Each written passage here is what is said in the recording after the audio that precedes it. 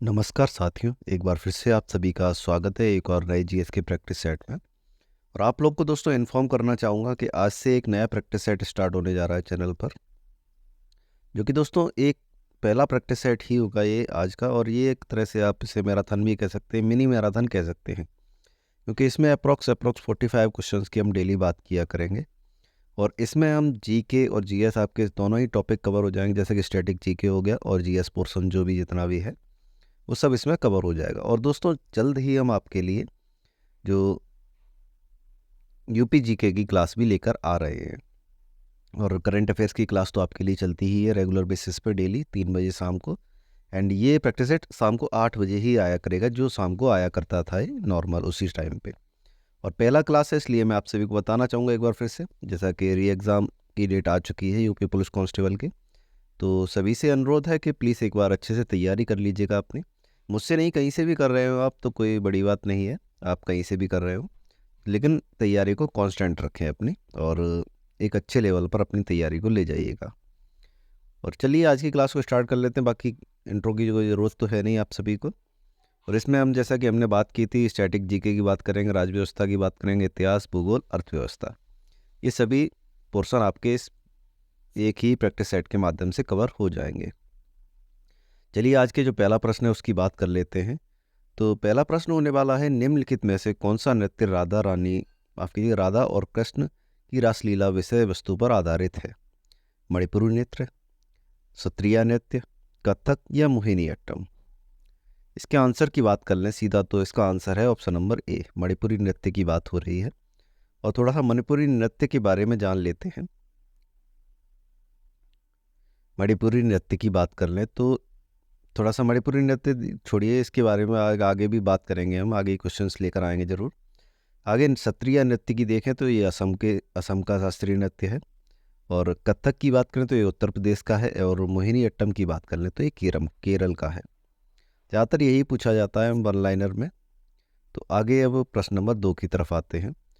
गुरु विपिन सिंह, जिन्हें 1966 में संगीत नाटक अकादमी पुरस्कार और मध्य प्रदेश सरकार द्वारा कालिदास सम्मान से सम्मानित किया गया, निम्नलिखित में से किस भारतीय शास्त्रीय नृत्य से प्रतिपादक यानी एक्सपोनेंट थे?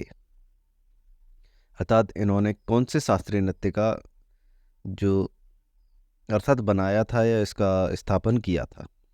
तो मणिपुरी नृत्य का किया था इन्होंने। जैसा कि हमने बोला था कि आगे भी इनके डिटेल में हम बात करेंगे। इसकी डिटेल्स की बात कर लें तो गुरु विपिन सिंह को मणिपुरी नृत्य का जनक माना जाता है। गुरु विपिन सिंह को प्रदत्त पुरस्कारों की बात कर लें तो कालिदास सम्मान मध्य प्रदेश सरकार द्वारा दिया गया था। और अनामिका कला संगम पुरस्कार की बात कर लें तो ये कोलकाता द्वारा दिया गया था। और शिरोमणि पुरस्कार की बात कर लें तो एशियन पेंट्स यानी और कोलकाता द्वारा दिया गया था। एशियन पेंट्स का नाम सभी ने सुना ही होगा मेरे हिसाब से, और यदि नहीं सुना है तो भी कोई बात नहीं, वैसे तो सुना ही होगा मेरे हिसाब से। तो प्रश्न नंबर 3 की बात कर लें तो असद अली खान निम्नलिखित में से किस भारतीय वाद्य यंत्र बजाने के लिए जाने जाते हैं? वायलिन बजाते थे, तबला बजाते थे, सितार या फिर रुद्रवीणा? तो इनको जाना जाता है रुद्रवीणा बजाने के लिए। और इनकी थोड़ी सी डिटेल में अगर बात कर लें तो आगे देखते हैं इनकी डिटेल में। उस्ताद असद अली खान आकाशवाणी और दूरदर्शन के उच्च श्रेणी के कलाकार थे। असद अली खान को प्राप्त पुरस्कारों की बात कर लें तो पद्म भूषण पुरस्कार इन्हें वर्ष 2008 में भारत सरकार द्वारा दिया गया था। तानसेन सम्मान बात कर लें तो वर्ष 1994 में मध्य प्रदेश सरकार द्वारा दिया गया था। और संगीत नाट्य अकादमी पुरस्कार 1977 वर्ष में दिया गया था। तो आप समझ सकते हैं कितने प्रसिद्ध कलाकार हैं। प्रश्न नंबर 4, योग सुंदर देसाई एक अग्रणी नर्तक थे जिन्होंने स्वतंत्रता पूर्व युग में भारतीय नृत्य की दुनिया में कदम रखा था। इनका जन्म 16 जुलाई 1921 को डैश में हुआ था। अर्थात दोस्तों इनमें बात की जा रही है सुंदर देसाई जी की बात कर रहे हैं, जो कि एक अग्रणी नर्तक थे। आप देख पा रहे हो क्वेश्चन में ही आपको काफ़ी सारे क्वेश्चंस मिल चुके हैं।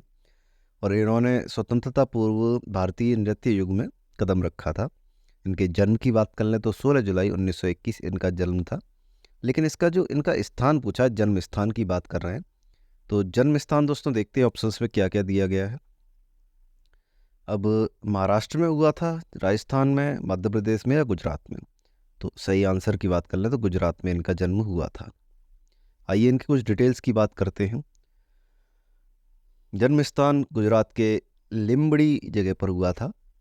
ये पहले राजकुमार थे जिन्होंने भारतीय संघ में अपनी रियासत का विलय किया था। 16 जुलाई 2021 को इनका जन्म शताब्दी मनाई गई थी, अर्थात इनकी जो जन्म शताब्दी थी वो 16 जुलाई 2021 को मनाई गई थी। शताब्दी का मतलब आप जानते होंगे 100 वर्ष पूर्व।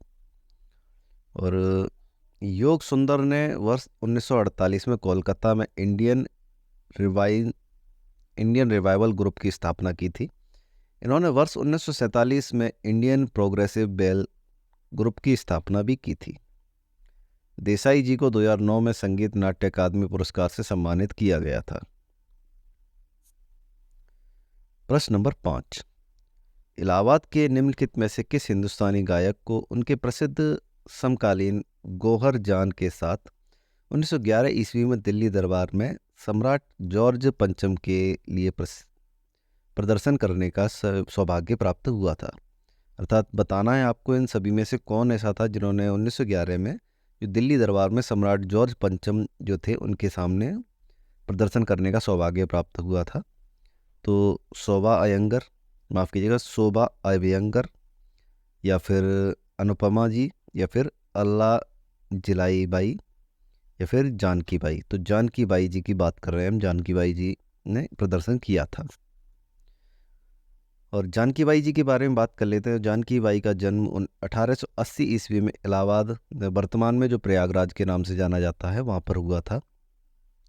जानकी बाई ने अपने संगीत कार्यक्रमों जानकी बाई ने अपने संगीत कार्यक्रमों तथा अपनी ग्रामोफोन रिकॉर्डिंग के माध्यम से विशेष ख्याति प्राप्त की थी। ये 56 छुरी वाली के नाम से जानी जाती थी। तो अगर पेपर में पूछा जाए दोस्तों तो 56 छुरी वाली के नाम से कौन प्रसिद्ध था? तो जानकी बाई जी प्रसिद्ध थी। प्रश्न नंबर 6, किस भारतीय संगीतकार ने ओस्लो में 2014 में नोबेल शांति पुरस्कार समारोह में रागा फॉर पीस, यानी रागा फॉर पीस की बात करने का प्रदर्शन किया था?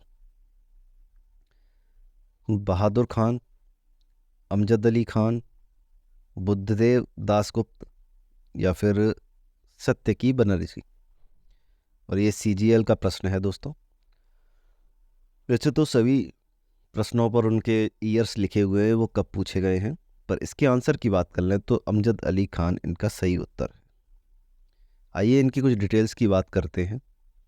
और डिटेल्स की बात करते हैं तो उसमें देखते हैं अमजद अली खान ग्वालियर सरोद वादक थे, अर्थात ग्वालियर के रहने वाले थे और सरोद वादक थे ये।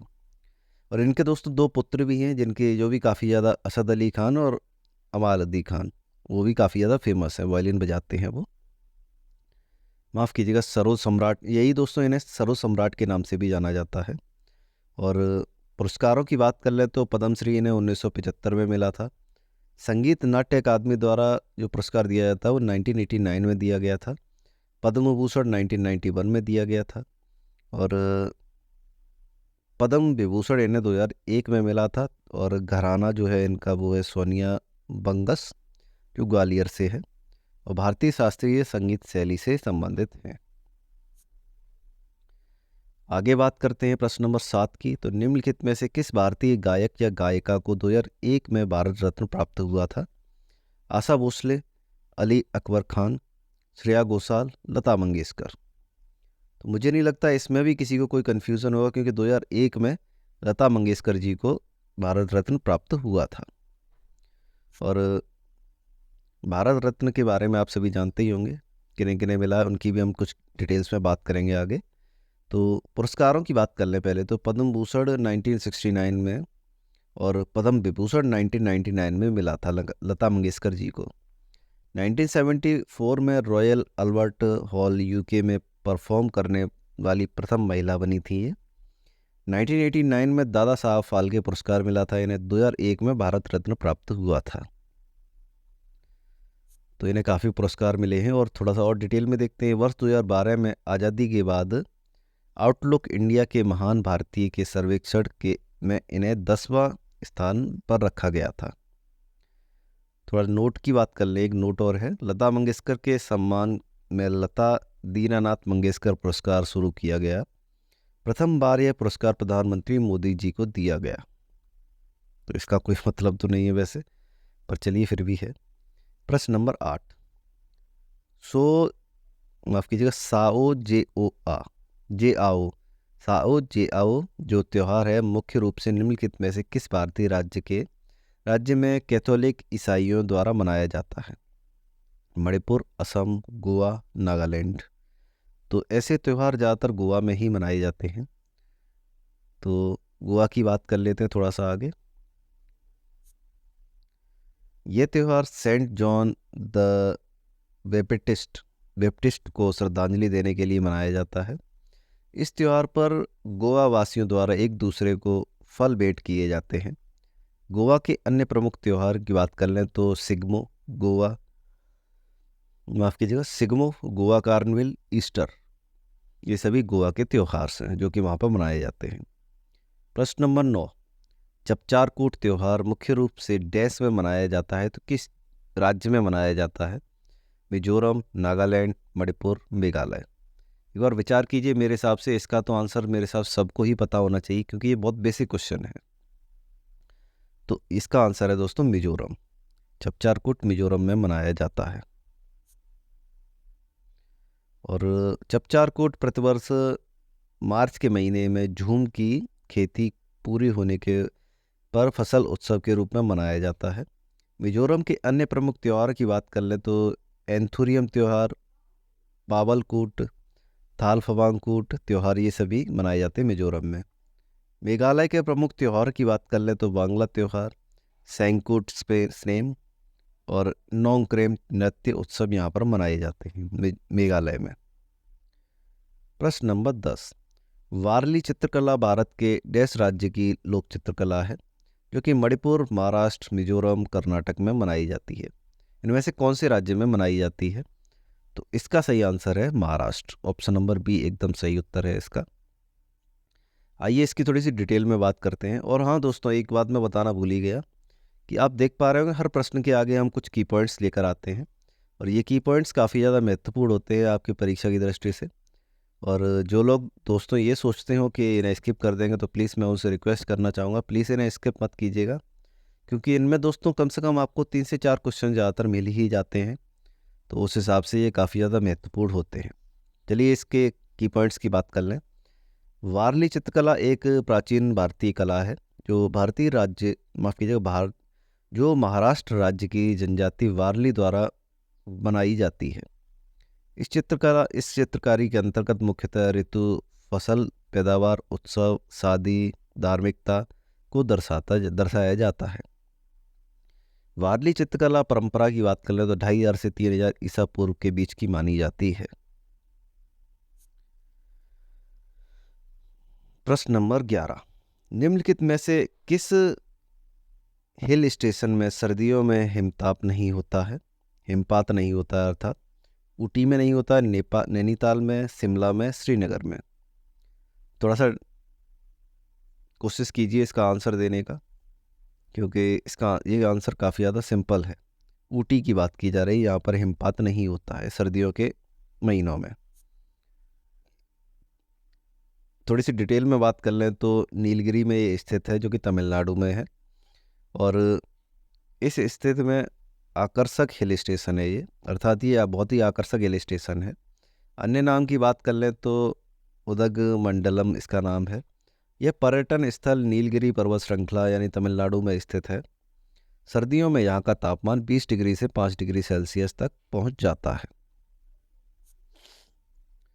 और जैसा कि मैंने बताया था मेरी तबीयत थोड़ी सी ख़राब है तो प्लीज़ ये एक्स्ट्रा नॉइसेस को इग्नोर कीजिएगा। और थोड़ी सी और हिल स्टेशंस की बात कर लें तो गुलमर्ग जो है वो जम्मू कश्मीर का हिल स्टेशन है, मसूरी उत्तराखंड का है, दार्जिलिंग पश्चिम बंगाल का है और कसौली हिमाचल प्रदेश का है। आगे देखते हैं, प्रश्न नंबर 12 की ओर आते हैं। भक्ति संत नायनार्स की बात हो रही है। निम्नलिखित में से किस देवता के भक्त थे? विष्णु, मरुगन, शिव या इंद्र? और ये भी काफ़ी सिंपल क्वेश्चन है वैसे तो।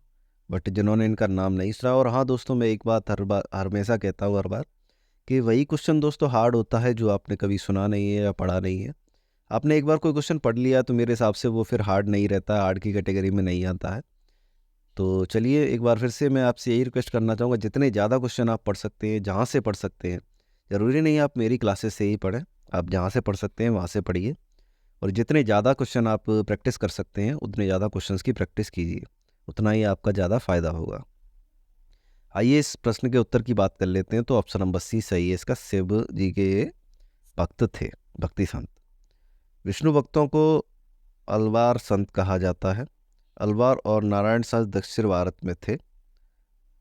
नयनार शिव भक्तों की संख्या 63 व अलवार विष्णु भक्तों की संख्या 12। आइए प्रश्न नंबर 13 की बात करते हैं। प्रश्न नंबर 13, निम्नलिखित में से कौन सी प्रजाति संकटग्रस्त है? हिमालयी भूरा भालू, एशियाई चीता, एशियाई हाथी, धनेश पक्षी यानी हॉर्नबिल की बात हो रही है। तो एशियाई हाथी की बात हो रही है दोस्तों, ये काफ़ी संकटग्रस्त प्रजाति है। और CHSL का प्रश्न है ये, ज़्यादा पुराना भी प्रश्न नहीं है, लेटेस्ट ही प्रश्न लेकर आते हैं हम सभी। और हाँ, हम टॉप 45 क्वेश्चंस लेकर आएंगे अब डेली। इसमें स्टैटिक और GS सभी पोर्शन शामिल होंगे। बात कर लेते हैं की पॉइंट्स की। तो IUCN रेड लिस्ट में एशियाई हाथी को वर्ष 1986 में लुप्त प्राय के रूप में वर्गीकृत किया गया था। 2017 का हाथी जनगणना के अनुसार भारत में सबसे अधिक हाथियों की संख्या कर्नाटक में थी। और विश्व हाथी दिवस की बात कर लें तो 12 अगस्त को मनाया जाता है विश्व हाथी दिवस। प्रश्न नंबर 14, GATT की स्थापना 1948 में डैश देशों के साथ वैश्विक व्यापार संगठन के रूप में की गई थी, जिनका काम व्यापारिक उद्देश्यों के लिए अंतर्राष्ट्रीय बाजार में सभी देशों को समान अवसर प्रदान करके सभी बहुपक्षीय व्यापार समझौतों को संचालित करना था। इसमें देशों की संख्या बतानी है आपको। 29 थी, 23 थी, 35 थी, 28 थी। कितने देश शामिल थे उनकी संख्या बतानी है आपको। तो इसमें आंसर की बात कर लें, और ये SSC CPO 2022 का प्रश्न है। इसका आंसर है ऑप्शन नंबर बी, 23 संख्या थी उनकी। और मैंने बता ही दिया इनका काम क्या था। थोड़ा सा की पॉइंट्स की तरफ आते हैं। तो 1 जनवरी 1995 में गेट का बदला हुआ नाम की बात कर लें तो विश्व व्यापार संगठन यानी WTO, वर्ल्ड ट्रेड ऑर्गेनाइजेशन। वर्तमान में WTO के सदस्यों की बात कर लें तो 164 थे, जबकि स्टार्टिंग में 23 सदस्य थे। WTO का मुख्यालय जिनेवा स्विट्जरलैंड में स्थित है। मुझे नहीं लगता इसके बारे में और भी कुछ जानने की ज़रूरत बची है। प्रश्न नंबर 15, अंतर्राष्ट्रीय योग दिवस कब मनाया जाता है? 22 जून, 21 जून, 23 जून, 20 जून। ये काफ़ी ज़्यादा महत्वपूर्ण प्रश्न है, जो कि योग दोस्तों फिलहाल काफ़ी ज़्यादा चलन में भी है। तो ऑप्शन नंबर बी इसका सही उत्तर है 21 जून। और मेरे हिसाब से सभी को पता होगा, ये बेसिक क्वेश्चन है बहुत ज़्यादा।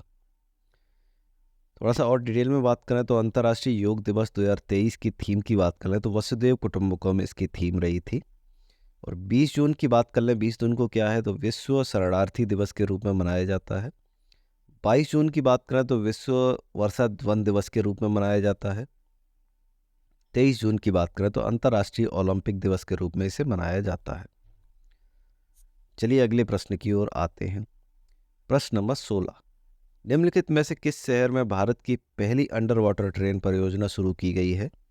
प्रयागराज, पटना, हरिद्वार, कोलकाता।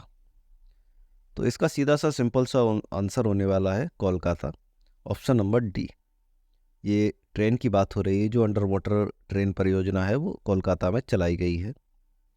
इसकी और डिटेल में बात कर लें तो यह ट्रेन परियोजना कोलकाता मेट्रो रेल कॉरपोरेशन द्वारा शुरू की गई है। उद्देश्य की बात कर लें तो कोलकाता में यातायात की भीड़ को कम करना, सिटी में कनेक्टिविटी को बढ़ावा तथा दैनिक यात्रियों की स्वच्छ गतिशीलता प्रदान करना। और यह मेट्रो लाइन कोलकाता होते हुए सॉल्ट लेक को हुगली नदी के नीचे एक खंड के साथ हावड़ा से जोड़ती है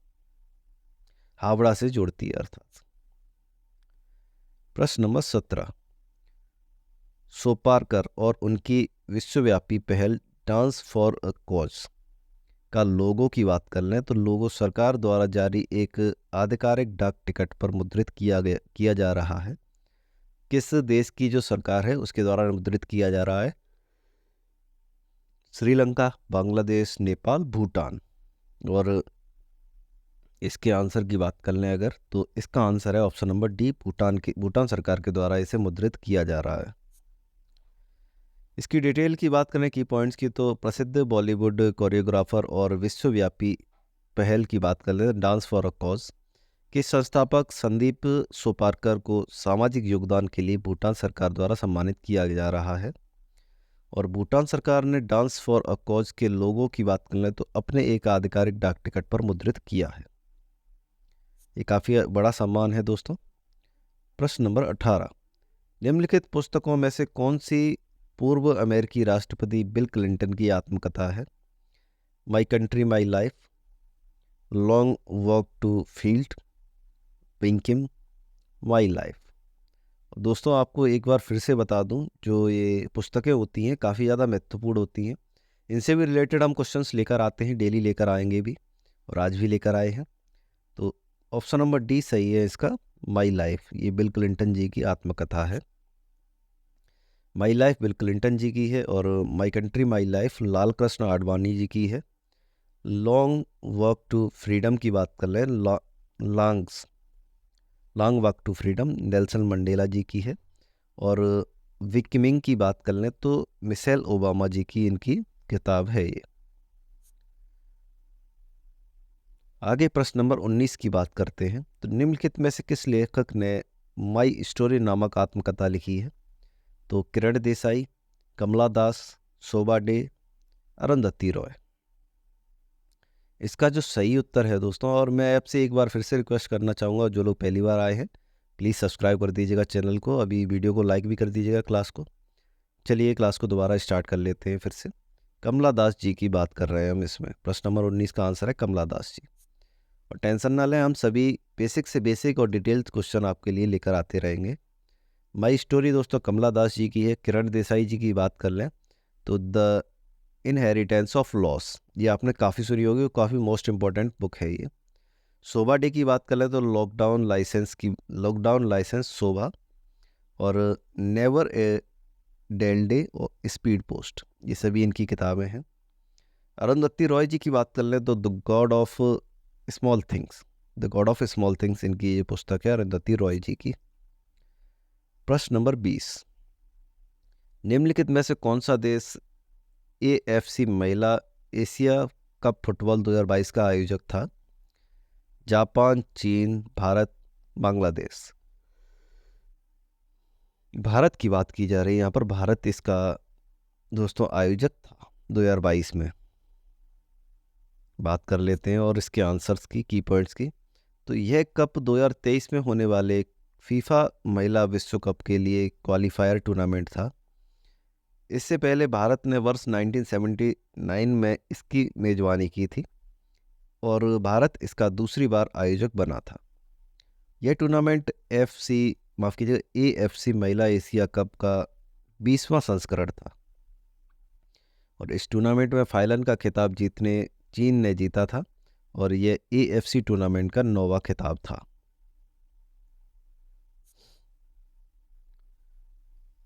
प्रश्न नंबर 21, अक्टूबर 2021 में 19 वर्षीय जो ने विश्व कुश्ती चैंपियनशिप में रजत पदक जीता था, उनका नाम बताना है, जो 19 वर्षीय थे और उन्होंने विश्व कुश्ती चैंपियनशिप में रजत पदक जीता था।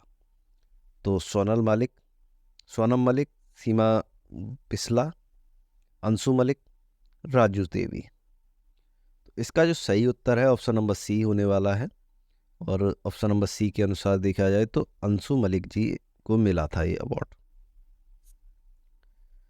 अंशु मलिक ने यह खिताब महिलाओं की 57 किग्रा वाली जो कैटेगरी है उसमें जीता था, और अंशु मलिक विश्व कुश्ती चैंपियनशिप में रजत पदक जीतने वाली पहली भारतीय महिला पहलवान है।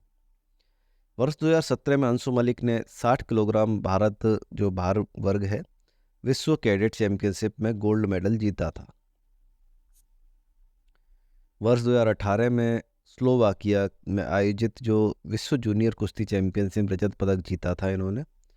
वर्ष 2021 में एशियाई चैंपियनशिप की बात कर लें तो अल्माटी गोल्ड मेडल इन्होंने जीता था इसमें।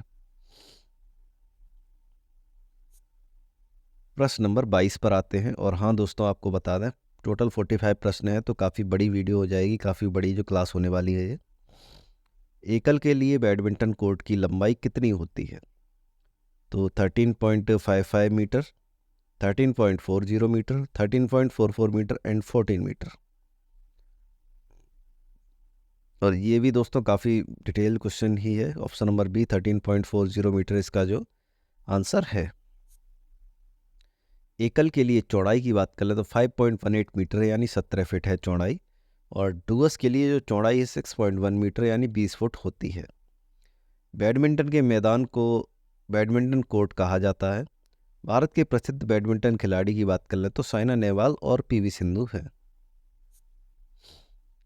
प्रश्न नंबर 23, निम्नलिखित में से किस राज्य या संघ क्षेत्र में 36वें राष्ट्रीय खेलों का आयोजन किया गया है, अर्थात किया गया था? और सभी दोस्तों आप देख पा रहे हो ज़्यादातर सीजीएल के ही प्रश्न हैं, तो काफ़ी हाई लेवल के प्रश्न हैं। और राजस्थान, नई दिल्ली, गुजरात, केरल। ऐसा नहीं है कि ये सीजीएल में ही पूछे गए, काफ़ी लो लेवल एग्ज़ाम्स में भी पूछे गए हैं और काफ़ी हाई लेवल एग्ज़ाम्स में भी पूछे गए हैं।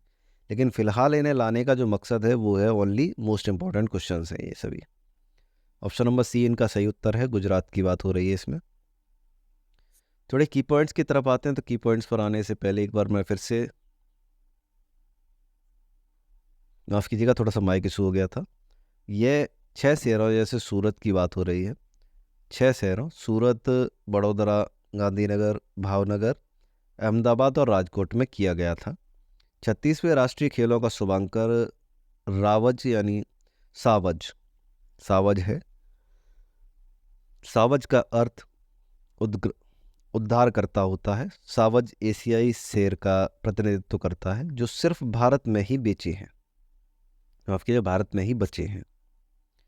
ओलंपिक की तर्ज पर पहले आधुनिक राष्ट्रीय खेल नई जो दिल्ली में हुए थे 1985 में आयोजित किए गए थे। 37वें राष्ट्रीय खेल गोवा अक्टूबर 2023 में हुए थे। और पहले राष्ट्रीय खेलों का आयोजन 1924 में लाहौर में हुआ था। प्रश्न नंबर 24, 2020 ग्रीष्मकालीन जो ओलंपिक खेलों का आयोजन स्थल है डैश कहाँ है? डैश था अर्थात सिडनी था, रियो था, लॉस एंजलिस था या टोक्यो था? तो टोक्यो की बात हो रही, टोक्यो था दोस्तों।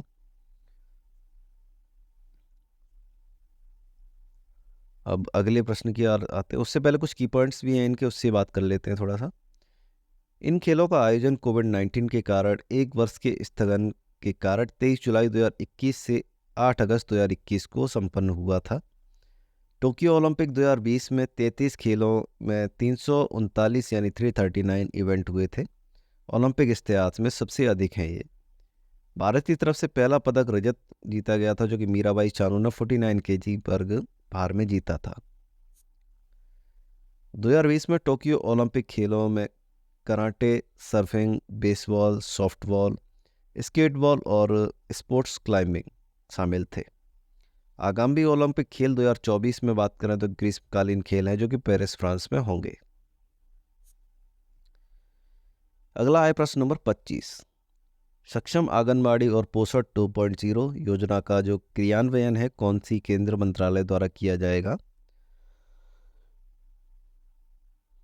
तो आंगनबाड़ी है, जैसा कि आप समझ पा रहे हैं आंगनबाड़ी का कार्य क्या होता है, तो महिला एवं बाल विकास मंत्रालय द्वारा इसे संचालित किया जाएगा।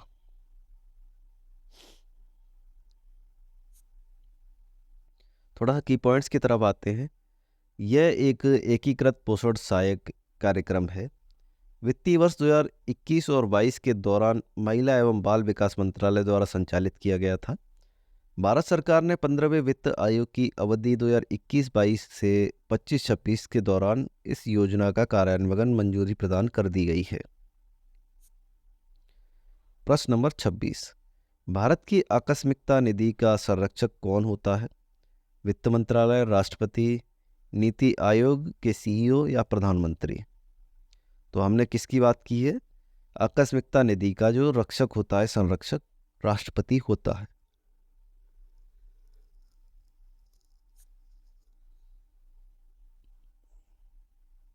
की पॉइंट्स की बात कर लें तो भारतीय संविधान के अनुच्छेद 267(1) के तहत, अर्थात दोस्तों भारतीय संविधान के जो 267(1) जो है आर्टिकल, इसके तहत संसद को भारत की आकस्मिक निधि का स्थापित करने की शक्ति प्रदान की गई है। भारत की आकस्मिक निधि की संरक्षक राष्ट्रपति होता है, जो कि हमें बताया गया है। अब 27 क्वेश्चन की बात कर लें। यदि भारत के राष्ट्रपति का पद रिक्त हो जाए तो उपराष्ट्रपति भी न हो, तब निम्न में से कौन कार्यवाहक राष्ट्रपति होगा? राज्यसभा का उपसभापति, भारत का महान्यायवादी, लोकसभा का अध्यक्ष, सर्वोच्च न्यायालय का मुख्य न्यायाधीश। तो ऑप्शन नंबर डी एकदम सटीक उत्तर होने वाला है इसका, सर्वोच्च न्यायालय का मुख्य न्यायाधीश, जो कि राष्ट्रपति का पद संभालेगा यदि उपराष्ट्रपति भी अवेलेबल ना हो और राष्ट्रपति भी अवेलेबल ना हो। तो राष्ट्रपति की बीमारी, अनुपस्थिति अथवा अन्य किसी कारण से अपने पद पर कार्य करने की असमर्थता की स्थिति में उपराष्ट्रपति द्वारा राष्ट्रपति कार्यों का निष्पादन किया जाता है। और यदि उपराष्ट्रपति की रिक्तता भी हो दोस्तों, उपराष्ट्रपति भी अवेलेबल ना हो, तो सर्वोच्च न्यायालय का मुख्य न्यायाधीश कार्यवाहक राष्ट्रपति के रूप में कार्य करता है। प्रश्न नंबर 28, इसकी बात कर लें तो संसद के दोनों सदनों द्वारा पारित होने और डैश द्वारा सहमति के बाद कोई विधेयक संसद का अधिनियम बन जाता है।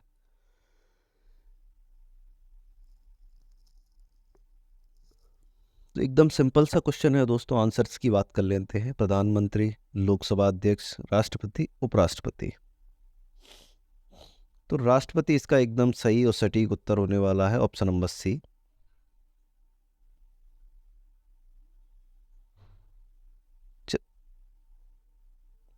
चलिए इसके की पॉइंट्स की बात कर लेते हैं। संसद के दोनों सदन द्वारा पारित होने और राष्ट्रपति द्वारा सहमति के बाद कोई विधेयक संसद का अधिनियम बन जाता है। ये एकदम क्लियर वर्ड्स है। प्रश्न नंबर 29, भारतीय संविधान के कौन से अनुच्छेद संघ की कार्यपालिका से संबंधित हैं? 112 से 118, 38 से 50, 52 से 78, 80 से 86। तो 52 से 78 अनुच्छेदों की बात कर रहे हैं हम, जो कि कार्यपालिका से संबंधित हैं, संघ की कार्यपालिका से संबंधित हैं। भारतीय संविधान का भाग 5 और अनुच्छेद 1 और अनुच्छेद 52 से 78 संघीय कार्यपालिका के बारे में प्रावधान करता है और इसके तहत राष्ट्रपति, उपराष्ट्रपति, प्रधानमंत्री, मंत्रिपरिषद तथा भारत के महान्यायवादी संबंधी प्रावधान है। चलिए आगे प्रश्न नंबर 30 की बात कर लेते हैं। तो किस भारतीय राष्ट्रपति ने भारतीय डाकघर संशोधन विधेयक 1986 के लिए पॉकेट वीटो का उपयोग किया था? KR नारायण, डॉक्टर राजेंद्र प्रसाद, ज्ञानी जैल सिंह, APJ अब्दुल कलाम। तो सभी जानते होंगे ज्ञानी जैल सिंह के बारे में, आप सभी ने सुना होगा, इन्होंने इसकी पॉकेट वीटो का अपना उपयोग किया था। तो इसके आंसर्स की पॉइंट्स की बात कर लें तो भारतीय संविधान के अनुच्छेद 111 के तहत भारत के राष्ट्रपति को एक विशेष शक्ति प्राप्त है, जिसके आधार पर राष्ट्रपति किसी भी विधेयक या प्रस्ताव को अस्वीकार कर सकता है। जब राष्ट्रपति न तो विधेयक पर अपनी अनुमति देता है और न ही पुनर्विचार के लिए भेजता है, तो इसके बाद विधेयक का अंत हो जाता है, जिसे राष्ट्रपति की पॉकेट वीटो शक्ति कहा जाता है। और पॉकेट वीटो शक्ति का प्रयोग सर्वप्रथम ज्ञानी जैल सिंह ने 1986 में भारतीय डाकघर विधेयक में किया था। प्रश्न नंबर 31, निम्नलिखित में से किन वर्षों के दौरान कुतुबुद्दीन ऐबक ने शासन किया था? 1290 से 96, 1266 से 87, 1320 से 24 या 1206 से 10। और मेरे हिसाब से सभी को दोस्तों इसका आंसर तो पता ही होगा। और दोस्तों मेरे हिसाब से हिस्ट्री जो स्टार्ट होती है, जो मुग़ल वंश की, माफ़ कीजिए, गुलाम वंश की जो स्थापना या शुरुआत होती है, तो उसका पहला जो शासक है वो यही है, कुतुबुद्दीन ऐबक। 1206 से 10 यानी 4 साल इन्होंने शासक किया था। कुतुबुद्दीन ऐबक के शासनकाल की अवधि 1206 से 10 होने वाली है।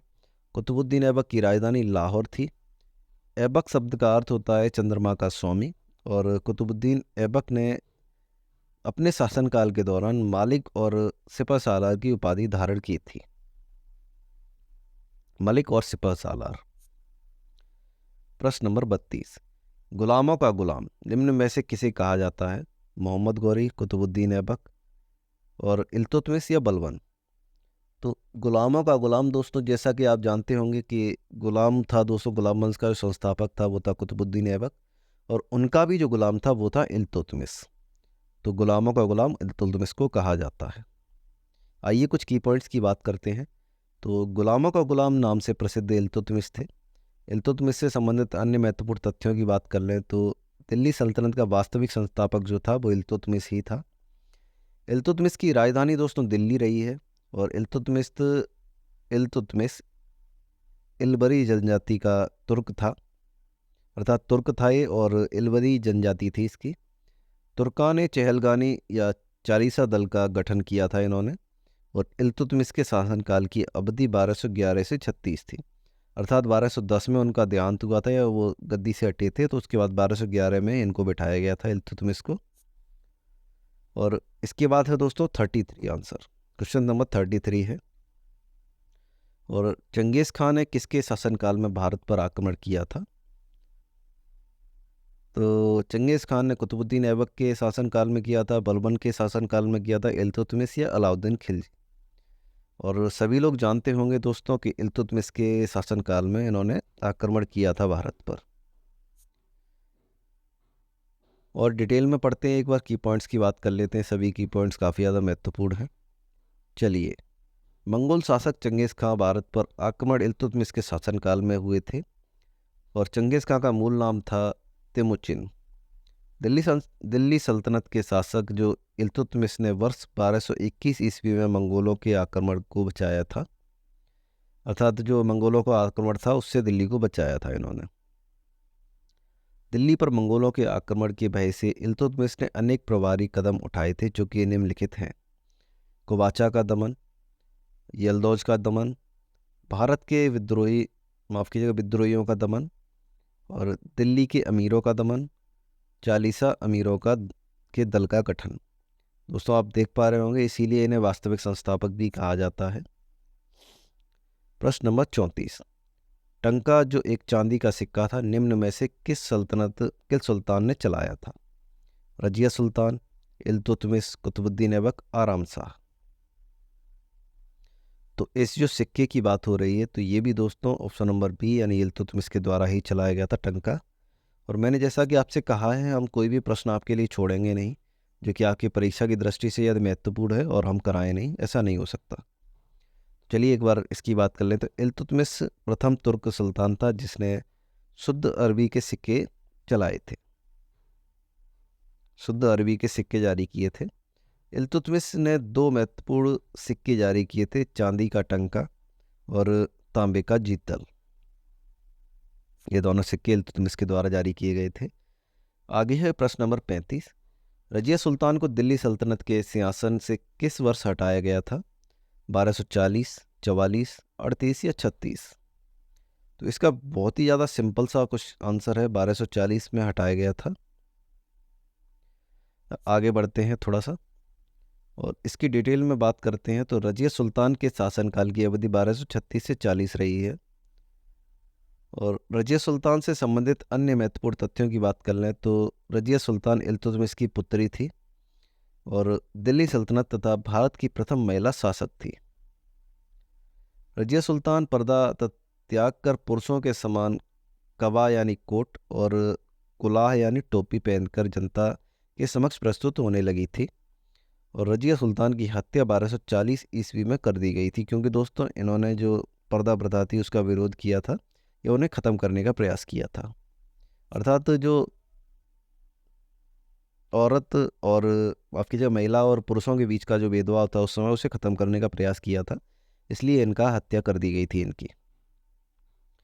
प्रश्न नंबर 36, पूर्वोत्तर घाटी और सीमांत समुद्री पर्वत राष्ट्रीय स्मारक डैश में स्थित है? तो आर्कटिक महासागर, अरब महासागर, अटलांटिक महासागर या लाल महासागर? तो ये एकदम सिंपल सा है, इसका अटलांटिक महासागर में ये स्थित है, जो कि पूर्वोत्तर घाटी और सीमांत समुद्री घाटी की बात हो रही है, समुद्री पर्वत की। इसकी की पॉइंट्स दोस्तों काफ़ी सारे हैं, तो इसकी डिटेल में एक बार बात कर लेते हैं। पूर्वोत्तर घाटी और सीमांत समुद्री राष्ट्रीय स्मारक अटलांटिक महासागर में स्थित है।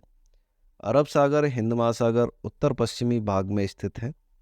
भारतीय द्वीप लक्षद्वीप अरब सागर में स्थित है। जावा गर्त, जैसे सूडा गर्त के नाम से भी जाना जाता है, हिंद महासागर का सबसे गहरा गर्त है।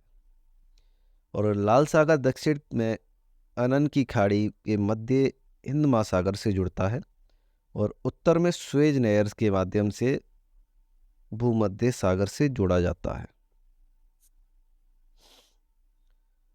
क्वेश्चन नंबर 37 की बात कर लें तो विभाजन के दौरान भारत का डैश उत्पादक एक बड़ा भूभाग पाकिस्तान के हिस्से में चला गया था। सूरजमुखी, जूट, सोयाबीन, कपास। तो इसका सीधा सा आंसर है कपास की बात हो रही है। कपास का जो काफ़ी ज़्यादा उपजाऊ क्षेत्र था, वो भूभाग था जो पाकिस्तान में चला गया था और पार्टीशन के दौरान गया था। विभाजन के दौरान भारत के कपास उत्पादक जो क्षेत्र थे, एक बड़ा भूभाग पाकिस्तान के हिस्से में चला गया था। भारत में कपास के उत्पादन में अग्रणी राज्य गुजरात तथा महाराष्ट्र हैं। कपास उत्पादन के लिए काली मिट्टी का आदर्श माना जाता है, अर्थात दोस्तों सबसे ज़्यादा उपजाऊ या अच्छी मिट्टी जो मानी जाती है कपास की खेती के लिए, वो काली मिट्टी को माना जाता है। कपास की खेती 50 से 100 सेंटीमीटर वर्षा पर्याप्त होती है इसके लिए। और सूरजमुखी की खेती की बात कर लें तो रेगुर मिट्टी अति उपजाऊ मानी जाती है। जूट उत्पादन के लिए जलोढ़ मिट्टी आदर्श मानी जाती है। मैंने दोस्तों सभी के बारे में आपसे चर्चा कर ली है इसमें, तो उम्मीद करते हैं आपको ये सेशन अच्छा भी लग रहा होगा। और अगर अच्छा लग रहा है या आप अभी तक इस सेशन में बने हुए क्लास में, तो हाँ प्लीज़ सब्सक्राइब किए बिना मत जाइएगा चैनल को। और प्रश्न नंबर 38 की बात कर लें तो भारत के उत्तरी मैदान जलोढ़ मिट्टी से बने हैं। वे किन 3 नदियों के परस्पर क्रिया से बनते हैं, उनकी बात करनी है। गंगा महानदी सिंध, सिंध गंगा ब्रह्मपुत्र, सिंध महानदी ब्रह्मपुत्र या ब्रह्मपुत्र महानदी गंगा। तो ऑप्शन नंबर बी एकदम सटीक उत्तर होने वाला है, सिंध महानदी, और माफ कीजिए सिंध गंगा और ब्रह्मपुत्र। अब इसकी डिटेल में थोड़ी सी बात कर लें तो उत्तर का मैदान हिमालय के दक्षिणी और दक्कन पठार के उत्तर में स्थित है। और भारत की जो उत्तरी मैदान का निर्माण सिंध गंगा और ब्रह्मपुत्र नदियों एवं इनकी एक प्रमुख सहायक नदियों द्वारा किया लाई गई जलोढ़ मिट्टी से हुआ है। अर्थात भारतीय जो उत्तरी मैदान है उसकी भी बात कर ली हमने, कौन सी ये किन नदियों से हुआ है। उत्तर का मैदान जो है 4 क्षेत्रों से विभाजित किया जाता है, भाबर, तराई, भागर और खादर। यह उत्तरी मैदान पूर्व से पश्चिम तक लगभग 3200 किलोमीटर तक विस्तृत है। क्वेश्चन नंबर 39, निम्नलिखित में से कौन सा काजू की वृद्धि के लिए एक अन्य की तुलना में अधिक उपजाऊ है। लाल लेटराइट मिट्टी, काली कपास मिट्टी या जलोढ़ मिट्टी या शुष्क मिट्टी। उम्मीद करते हैं इसका आंसर तो सभी को पता ही होगा। काजू की जो वृद्धि होती है खेती में उसके लिए सबसे ज़्यादा उपयुक्त क्या है, तो लाल लेटराइट मिट्टी इसके लिए सबसे ज़्यादा उपयुक्त है। आइए इसकी डिटेल में बात कर लें की पॉइंट्स की। तो हाँ, मैं आपको बताना भूल गया कि हम प्रश्न के आगे हर एक के आगे लेकर आते हैं आपके लिए की पॉइंट्स। लाल लेटराइट मिट्टी काजू की वृद्धि के लिए अधिक उपजाऊ या उपयुक्त मानी जाती है। काली मिट्टी की बात कर लें तो उसमें क्या फसलें उगाई जाती हैं, कपास, मोंटे, अनाज, तिलहन आदि। जलोढ़ मिट्टी की बात कर लें तो धान, गेहूँ, गन्ना, दलहन, तिलहन आदि। और शुष्क मिट्टी की बात कर लें तो सरसों, ग्वार, दलहन, चना, बाजरा आदि, ये सभी उगाई जाती हैं।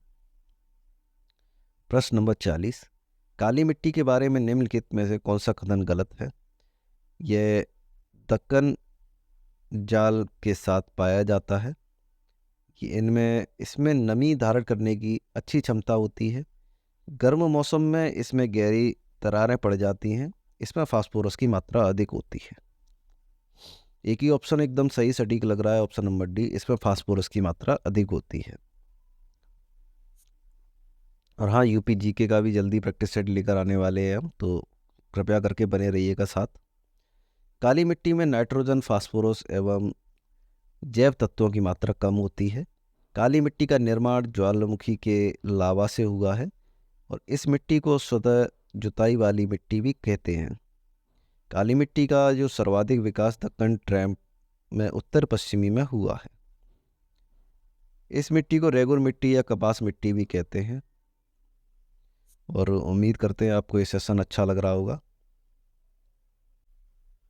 चलिए प्रश्न नंबर 41 यानी 41 की बात कर लें। तो 41 की बात करें तो निम्नलिखित में से किसे पैगोवियन टैक्स के रूप में वर्गीकृत किया जा सकता है? कार्बन टैक्स, निगमित टैक्स, आयकर टैक्स, दीर्घकालीन पूंजी लाभ। इसका जो आंसर है कार्बन टैक्स होने वाला है। कार्बन टैक्स के रूप में जाना जाता है पैगोवियन टैक्स को। और इसकी बात कर लें अगर तो की पॉइंट्स, दोस्तों की पॉइंट्स मोस्ट इंपॉर्टेंट होते हैं, इन्हें ज़रा ध्यान से पढ़िएगा, ये काफ़ी महत्वपूर्ण प्रश्न है। कार्बन कर को पैगोवियन कर के रूप में वर्गीकृत किया जा सकता है।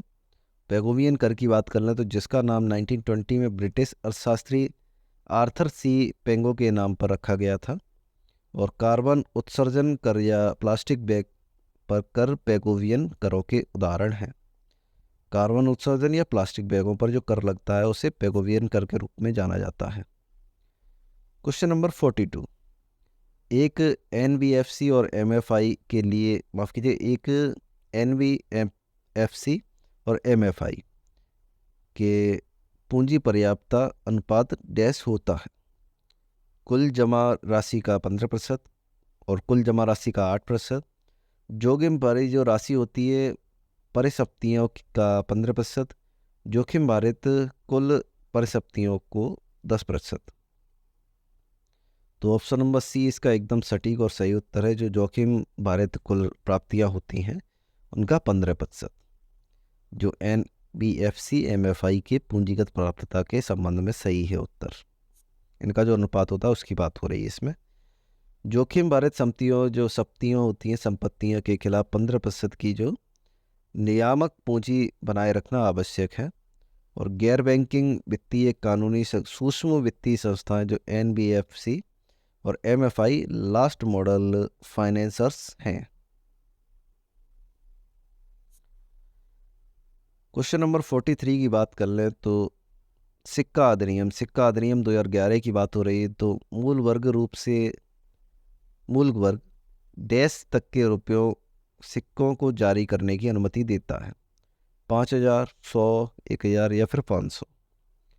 तो 1,000 की बात हो रही है दोस्तों। सिक्का अधिनियम 2011 के जो मूल वर्ग हैं, भारत में जो मूल वर्ग है, 1,000 तक के सिक्के जारी करने की जो अनुमति देता है ये सिक्का अधिनियम 2011। सिक्का अधिनियम 2011 के तहत 1,000 रुपये तक के सिक्के जारी किए जा सकते हैं। और भारत के सिक्के जो सिक्का अधिनियम 2011 के अनुसार ढाले जाते हैं। 2011 में 25 पैसे तथा इससे कम मूल्य वर्ग के सिक्कों का प्रचलन हटा दिया गया था। और अब आता है क्वेश्चन नंबर 44। आरबीआई अधिनियम की कौन सी धारा केंद्र सरकार को आरबीआई का अतिक्रमण करने तथा बैंक के गवर्नर से परामर्श करने के बाद लोक हित के लिए अनिवार्य निर्देशों को आरबीआई को जारी करने की शक्ति देता है?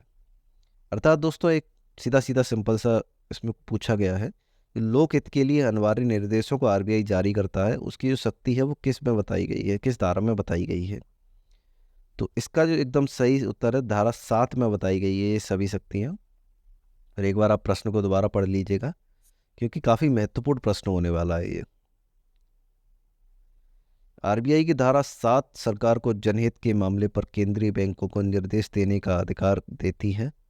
और भारतीय रिजर्व बैंक के अधिनियम 1934 में कुल 61 धाराएं हैं। तो कौन सी या कहाँ की धारा की बात कर रहे हैं वो आप समझ गए होंगे। और आज के जो 45 में क्वेश्चन है उसकी बात कर लें तो भारत के सार्वजनिक क्षेत्र के उद्यमों में ओएनजीसी तेल एवं प्राकृतिक गैस निगम की सहायक कंपनियां हैं। विदेश, विशेष, विग्रेस, निवेश, निदेश है, विनेश है। ऑप्शन नंबर डी विनेश है। तो ऑप्शन नंबर ए इसका सही है, एकदम विदेश की बात हो रही है। तो और इसके कुछ की पॉइंट्स की बात कर लें अगर, ओएनजीसी विदेश लिमिटेड पेट्रोलियम और प्राकृतिक गैस मंत्रालय के प्रशासनिक नियंत्रण के तहत भारत सरकार की सार्वजनिक क्षेत्र का उपक्रम है और ओएनजीसी का मुख्यालय नई दिल्ली में स्थित है। और उम्मीद करते हैं आज का जो प्रैक्टिस सेट है आपके लिए काफ़ी ज़्यादा महत्वपूर्ण रहा होगा। और यदि थोड़ा सा भी महत्वपूर्ण रहा है दोस्तों, या आप अभी तक इस क्लास में बने हुए हैं, तो इसे लाइक किए बिना मत जाइएगा, और लाइक कर ही देंगे तो प्लीज़ चैनल को भी सब्सक्राइब कर लीजिएगा। और हाँ दोस्तों, बेल आइकन प्रेस करना ना भूलें, क्योंकि दोस्तों हम काफ़ी ज़्यादा महत्वपूर्ण टॉपिक्स पर आपके लिए वीडियोस लेकर आते हैं, जो क्लासेस लेकर आते हैं प्रैक्टिस सेट, तो कृपया करके उसे अटेंड जरूर कीजिएगा। तो आज की क्लास में इतना ही, और एक बार फिर से आप सभी से रिक्वेस्ट है कि चैनल को सब्सक्राइब, वीडियो को लाइक और बेल आइकन प्रेस कर लीजिएगा। धन्यवाद।